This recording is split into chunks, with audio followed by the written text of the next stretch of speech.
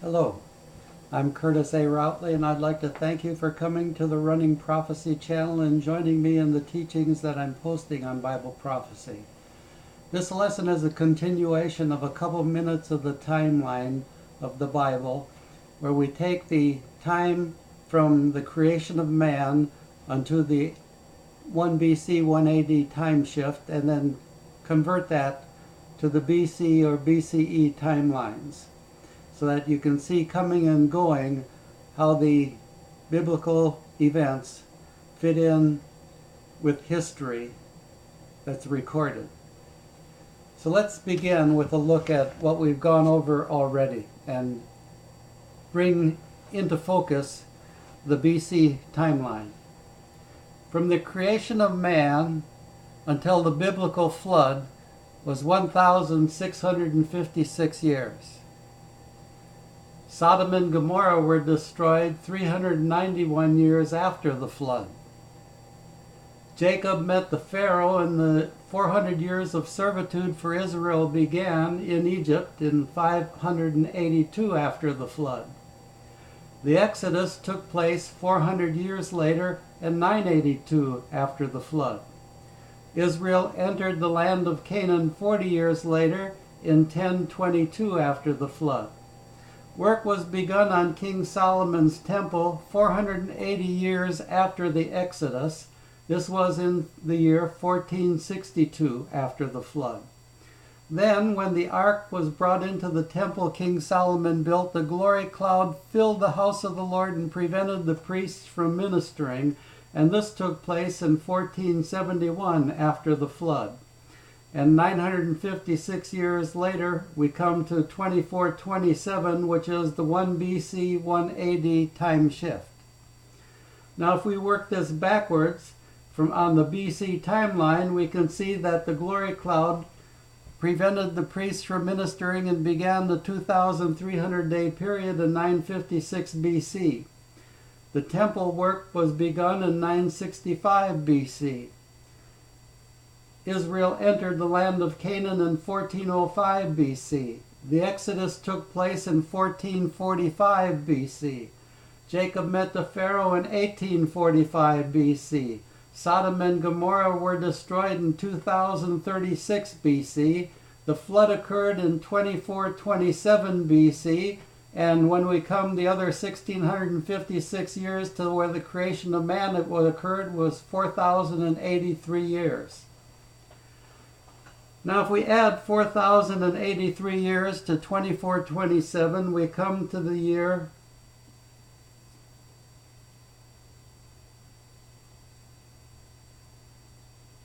6098. 4,083 in 2015, which is this year, means that we are now in 6,098 years of recorded history. The Hebrew calendar only records 5,775 years, and that's the year that they are calling this year on their calendar. That means the Hebrew calendar has lost 323 years of biblical time. Now, since the flood occurred 2,427 BC, if we add 2015 to that, then the flood occurred 4,442 years ago. So let's take some time and consider how the flood operated and teach you what took place in that period of time. Where did the water for the biblical flood come from? How did it arrive to cause the flood? You say by the rain. Well, with that answer, you give the devil an opportunity to slap you in the face, stab you in the back with a twist that says, but you know it's a scientific fact. It's the natural law of God that the water that falls as rain here had to rise from someplace else. Rain is a cycle. And you cannot have a worldwide flood from rain alone. So if that's all that book teaches you, it's filled with nothing but myths and fables. Why don't you throw it away and be done with it? And we gave the devil that opportunity when you did not pay attention to what Noah said. In Genesis 7:11, Noah gave two sources for the water of the flood. He said, and the fountains of the great deep were opened, and the floodgates of the sky. The floodgates of the sky being the rain, being the secondary source. The fountains of the great deep being the primary source of the water for the flood. Now, in order to find out how you pressurize water worldwide at the bottom of the ocean floor, we have to come at the flood from the other side, from the side of creation. When this planet was first created, what did it look like? In Genesis 1, 1 and 2 we read, in the beginning God created the heavens and the earth was without form and void, and darkness covered the face of the deep, and the Spirit of the Lord moved upon the surface of the water. The surface of this planet was entirely made out of water. Well, if the surface was all water, where was the land? It was under the water. Now we come to verse 9 of Genesis 1, and God said, let the dry land appear. Now this is the question based on this scripture that's going to solve everything that we're looking at here. Pay attention to what this question asks, and direct your answer only to what the question asks. What had to happen to the land for the land to get to where it could dry out? It had to rise above the water. Now, is the rock elastic? When this planet was made to grow in size, did it stretch like a balloon, or did it crack? See, rocks aren't taffy. They're not a balloon. They don't swell. They crack. So here you are at the bottom of the ocean floor. God has just said, let the dry land appear. Now what has to happen to that land for it to get to where it has to dry out? It has to rise. So as it begins to rise, there's a crack forming at your feet in the ocean floor, and it's getting longer and wider and deeper. What does the water do as this crack forms at the bottom of the ocean floor? The water goes down into the crack. So not only does the land go up, the water also goes down into the crack. Now, when the land came out of the water, the planet was made livable, and God began to create the plants and the animals in the sea and on the land and the birds of the air. And he created all of them before he created man. But then a time came when the sins of man caused God to relent over the fact that he'd created man, and he decided he would wipe mankind off the face of the earth. But Noah found grace in the eyes of the Lord, and the Lord told him to build an ark to save the people. And Noah did. And what took place at the time of the flood? Remember how the planet was made livable? God brought the land out of the water to make it livable. So what's the only thing God needs to do to create a worldwide flood? He simply puts the land back down where it was when he first created it. Now here you are again at that crack in the bottom of the ocean floor. The land has begun its downward journey. Is that crack getting bigger or smaller? It's getting smaller. What's happening to the water in the crack? It's being pushed out of the crack in an upwards direction. And as those cracks close, the fountains of the great deep come into existence. So at the time of the flood, the land goes down and the water goes up. And another thing took place. Here are the mountain peaks. Here's the low ground where the ark was built. When the land goes this way, down, it creates a water current that brings the ark this way to where the high ground is disappearing, and when the land rises up again, there's the ark in the mountains of Ararat. It's the only way for the ark to make it into the mountains. The flood didn't happen because of the rain. It happened because the land moved. Now there are two facts about this planet that are definite proof about the fact that the land moved. Let's see if you know this one. Is the distance from the North Pole to the South Pole the same as from equator to equator? One of them is bigger. Do you know which one?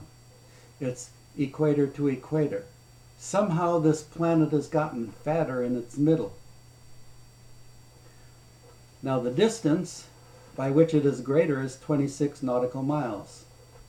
So circumference change is pi times 26, which is 314 times 26, which means you have a total crack width at the ocean floor at the equator of 81 to 82 miles. And one on each side of the South America, one on each side of Africa, 20 miles wide, that's 80 miles. It fits. And every continent is surrounded by cracks and crevices in the ocean floor that is mute evidence of the fact that the land that's above the water is above the water because it came straight up. It rose out of the water at the time of creation. It went down under the water, came back out of the water at the time of the flood. Now, scientists say the Ice Age ended 20,000 years ago, 10 to 20,000 years ago. What caused the end of the Ice Age? What happened to the temperature of the planet when the land rose out of the water? It got hotter because the land absorbs the sun's rays and water reflects it. So now the sun's rays are being absorbed, so the temperature increases. So not only did the land go up and the water go into the cracks, the temperature of the planet rose, forcing the ice caps to reduce to the size that the new geography would maintain. There'll never again be another ice age because there'll never again be another worldwide flood. That's a promise of God when he put the rainbow in the sky after the flood. Now these scientists also say a dinosaur was alive 1 million years ago. Well, if a dinosaur was alive 1 million years ago and the land only rose out of the water 10 to 20,000 years ago, was the dinosaur a land or a water animal? And where did they lay their eggs? It would have had to have been in the water because they didn't float. What happened to those eggs when the land carrying those eggs was lifted out of the water and the sun was permitted to shine upon those eggs?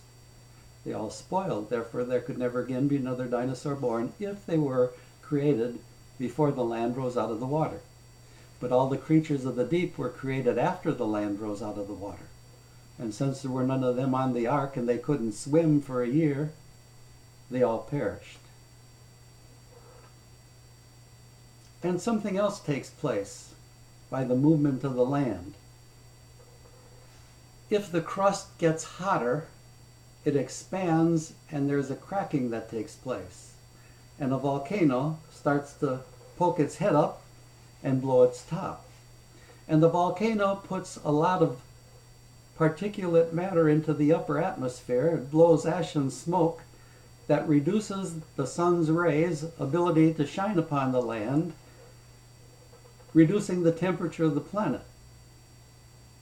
Global warming is not an issue. The hotter it gets, the more volcanoes will go off, the more ash will be put into the atmosphere, and the worse conditions on the planet will become, but it will cool off again. So if you want to breathe good air, and you want to live in great air, plant trees. If you're concerned with global warming, plant trees and enjoy the freshness of the air that they give you, because the tree converts the carbon dioxide back into oxygen again that you can breathe, and you breathe out the carbon dioxide that the tree breathes in.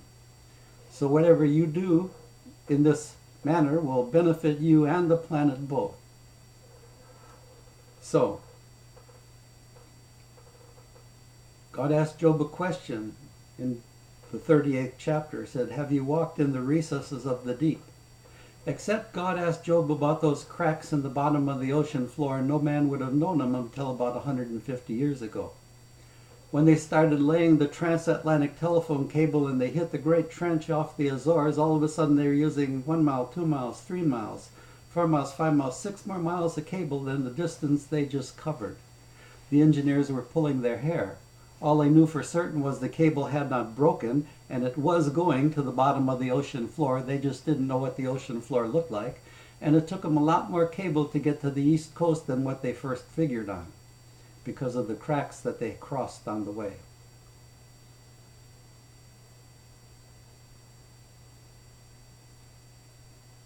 So once more, it wasn't the rain that caused the flood.